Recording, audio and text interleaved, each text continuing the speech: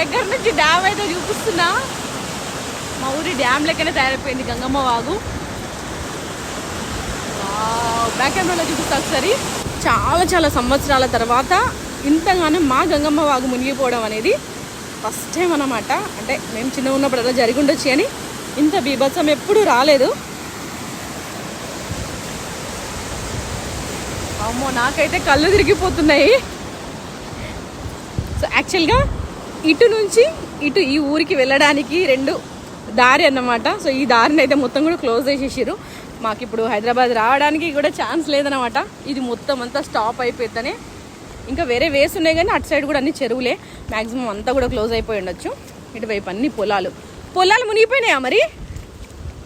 పొలాలకు పోవట్లేదు చూడు, అయినా కూడా సైడ్ల నుంచి ఇట్లా వెళ్ళిపోతున్నాయి.